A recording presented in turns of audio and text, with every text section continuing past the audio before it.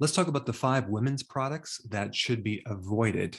Now, there are always alternatives, everything toxic out there. And when we talk about products, there are still things on the market that are very unsafe, very toxic, and you need to be aware of them. So let's start with compact powder. So we're talking about talc powder or talcum powder, and they use that in all sorts of women's products, from creams to finishing powders, materials that are used for eyeshadow, blushes, foundations, and many beauty creams. Now, talc is the softest mineral and it's highly absorbable. So it'll absorb the oil from your skin and give you an appearance of kind of a soft, silky texture, at least at first. Now, here's the problem with talcum powder. When they mine it, it always comes with something else called asbestos. And so up to 20% of all products out there with talcum powder have asbestos as a contaminated ingredient. And the problem with asbestos is it can leave you with a malignancy called mesothelioma. So if you're currently using compact powder, you want to find a brand that is asbestos free. Now, there's 2 sites that I put in the description that you can find a non-toxic talcum powder. All right, number 2, nail polish and nail remover. Boy, I don't understand how some people that work in the environment of doing nails can tolerate the toxicity of these chemicals. And if you personally work in a place like that, you at least need to get in an air ionizer to help reduce these chemicals in the air. But what's the big deal with nail polish? Well, it has chemicals like toluene, which is in gasoline. I mean, it's a solvent. It's in there to keep the paint from separating.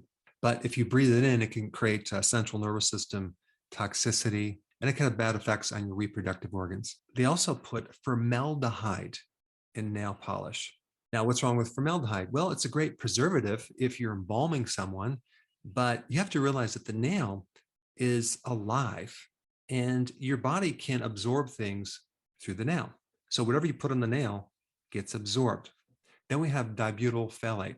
So this ingredient adds some flexibility to the paint and it prevents it from cracking and turning brittle. However, it gets absorbed in your blood and it can negatively affect your reproductive organs. I mean, it's considered an endocrine disruptor. Then when you put the paint on, then eventually you have to remove it with nail polish remover. And they use acetone for that. Now, the problem with acetone is it's on the hazardous substance list. It has a clear, colorless, kind of a sweet odor. And it's a solvent for oils, fats, waxes, resins, plastics. I mean, if you read this list, it's incredible. It's like, can cause headaches, nausea, vomiting, dizziness, lightheadedness, and even passing out. It may affect the kidneys and the liver. It's a flammable liquid and a dangerous fire hazard. Oh yeah, and then in the first aid section, skin contact.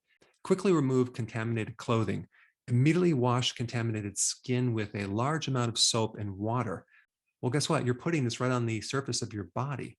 I don't know, do people think that it doesn't get absorbed, or because it's on the nail and the nail is supposedly dead, which is not, is somehow not going to affect them? Now, as far as a cancer hazard, acetone has not been tested for its ability to cause cancer in animals. So even though they didn't test it, doesn't mean that it can't cause cancer. So anything that is a fire hazard should not be put on your body. What I recommend is simply find an eco-friendly, non-toxic nail polish and nail remover. They have them, and I'll put a link down below with a few that I found. All right, number 3, intimate wash products.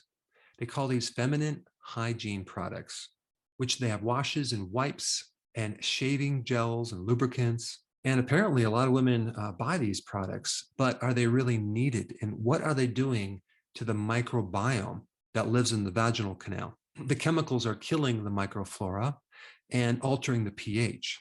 There's a much increased risk when you use these products of developing cervical cancer, UTIs, pelvic inflammatory disease, HPV, genital warts, genital herpes. But why? Because you're destroying the immune system. Those microbes are the defense mechanism. And so if you don't have a defense mechanism, you're more susceptible to getting unfriendly pathogens.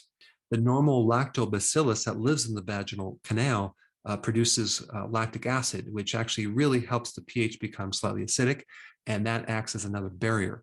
So when the pH increases and becomes more alkaline, a woman becomes more susceptible to having a lot of problems and irritation and redness, etc. So a very simple solution is to use a probiotic for vaginal health, okay? I don't have any brand names, but you definitely want to check that out and go in that direction. All right, then we get to number 4, hair removal creams. And the chemical mostly used is called thioglycolic acid. Now, anytime you put anything on your skin and then within minutes later, you can wipe off your hair, that should bring up a red flag, because what this acid does is it dissolves the keratin in your hair. And guess what? Thioglycolic acid is also on the hazardous substance list.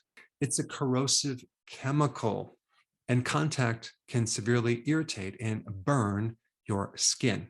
Now, as far as the cancer hazard, well, they haven't tested it to see if it causes cancer in animals, so the jury's still out. But check this out. It says avoid skin contact, yet you're putting it on your skin. And it even says to wear protective gloves when you're using this acid. So if you don't like hair on your body, don't use this chemical. You might want to just wax. All right, and number 5, permanent hair dyes. There's over 5,000 different chemicals that they use in dyeing your hair. And unfortunately, some are known carcinogens. They can cause cancer. The chemicals are going on your scalp, which has the ability to get absorbed and go right into the bloodstream. And they can act on your endocrine system. They can affect your hormones. Some chemicals are considered endocrine disruptors. And in one large study called the Sister Study, which was performed on 45,000 women, they found there was an increased risk of breast cancer and bladder cancer. So there are natural dyes out there that you should use.